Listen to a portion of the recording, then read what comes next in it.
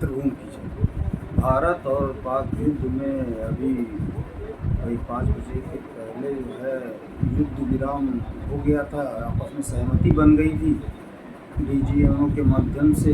पाकिस्तान के डीजीएमओ ने फ़ोन किया था भारत के डीजीएमओ को, तो सीज़ फायर हो गया था। मगर अभी 8-9 बजे के बाद इन लोगों ने फिर जो है सीज़ फायर का उल्लंघन कर दिया और श्रीनगर में 7-8 ड्रोन दिखे थे, जिसको भारत ने जवाबी कार्रवाई में मार गिराया है।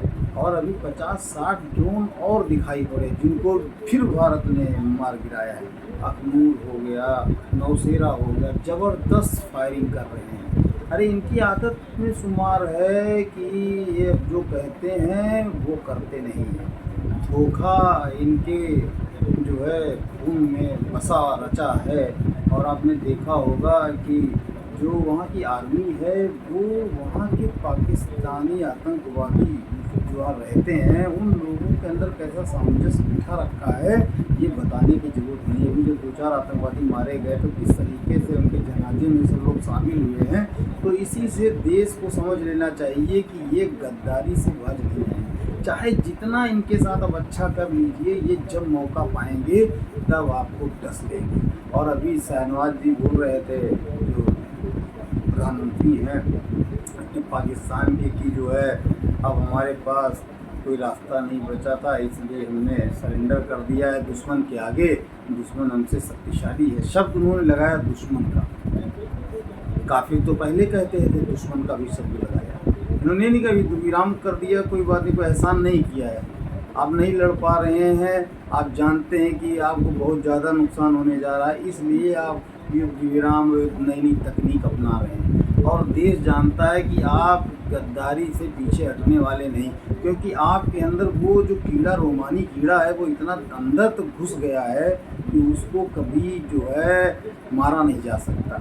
जब तक सफाया नहीं होगा तब तक वो मरेगा ही नहीं। वो कीड़ा बिल्कुल तन बदन के अंदर घुसा हुआ है 47 के बाद से, तो ऐसा 47 से पहले घुसा था मगर 47 के बाद ज़्यादा ही घुस गया है, तो रोमानी कीड़ा है।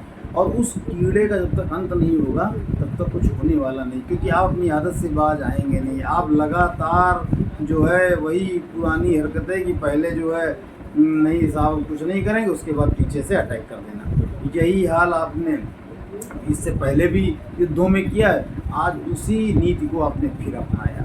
क्या कारण है कि आपने जो है युद्ध विराम और सीज फायर के लिए पहले भारत से रिक्वेस्ट की और सरेंडर हो गए, उसके बाद अचानक सभी जगहों पे जो सटे इलाके हैं बॉर्डर से, वहाँ पे आपने धड़ाधड़ लगातार फायरिंग, ज़ोरदार धमाके, ड्रोन से हमले, हाँ किस तरीके से आप जो है कर रहे हैं, तो ये कोई छोटी मोटी बात नहीं। अभी बहावलपुर में भी धमाके की आवाज़ सुनी गई है और गोलाबारी लगातार आप करते ही चले जा रहे हैं। और आप सोच रहे हैं कि भारत की सेना जो है जवाब नहीं देगी। जब युद्ध नीति हमारे देश के महानायक प्रधानमंत्री मोदी जी ने बना दी है कि कोई भी आतंकी हमला, किसी तरह का हमला अगर किया जाएगा तो हम युद्ध छेड़ देंगे। और अब आप इस लायक समझ लीजिए कि आपको जब तक इस नक्शे से नहीं मिटाया जाएगा तब तक आपकी आदतें सुधरेंगी नहीं, क्योंकि आपके अंदर वो जीन्स घुसा बैठा है। आपको लगता है कि हमसे बड़ा शक्तिशाली, हमसे बड़ा पावरफुल कोई है ही नहीं। भीख मांग करके भी आपने पैसे ले लिए, पैसे लेना था तो आपने रास्ता अपना लिया, खट से जो है विद्युराम जी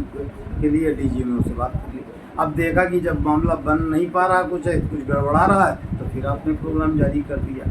तो आपको तो घर घुसने मारने की जो प्रक्रिया चल रही थी वो वैसे ही जारी रहेगी। अभी 50-60 ड्रोन जो है भारतीय सैनिकों ने मार गिराए हैं और आगे भी मार गिराएंगे, और इनको इतना तगड़ा इस बार जवाब मिलेगा कि इनकी आने वाली नस्ल भी याद रखेगी, क्योंकि ये अपने अंदर सुधार ला नहीं सकते हैं। अब इनको समाप्त करके ही कुछ वहाँ पे नई चीज़ें हो सकती हैं, इससे पहले कुछ होने वाला नहीं है, क्योंकि ये अपनी आदत जो है बदलने वाले नहीं हैं। इनकी प्रवृत्तियाँ जो हैं बदलने वाली नहीं है, क्योंकि इनके अंदर जो है वो जो कीड़ा घुसा था वो मरा नहीं है, वो और जो इनको शिकस्त मिली है इससे और वो मजबूती से उठ के आ रहा है बाहर। ये लोग और बड़ा करने के चक्कर में हैं, कुछ हम बड़ा कर दें। अभी तक कर कुछ नहीं पाए हैं, मगर हाँ धोखे से भले कुछ कर ले जाएं।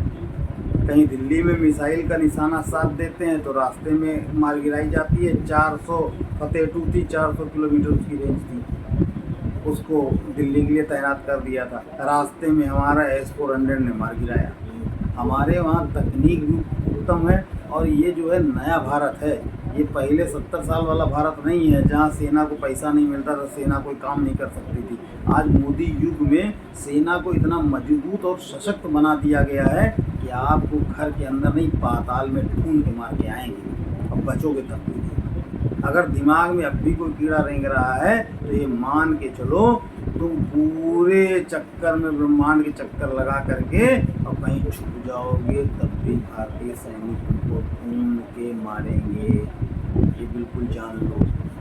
और गद्दारी कर दी है, सीज फायर तोड़ दिया है, और उल्लंघन पहले कह दिया गया, युद्ध नीति नहीं बनी है।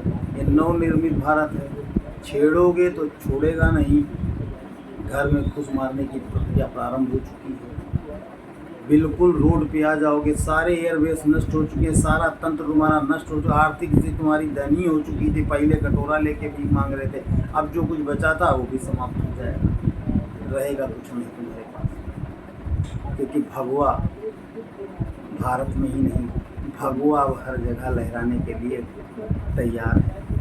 क्योंकि देश मोदी की गारंटी पर भरोसा करता है, मातृभूमि।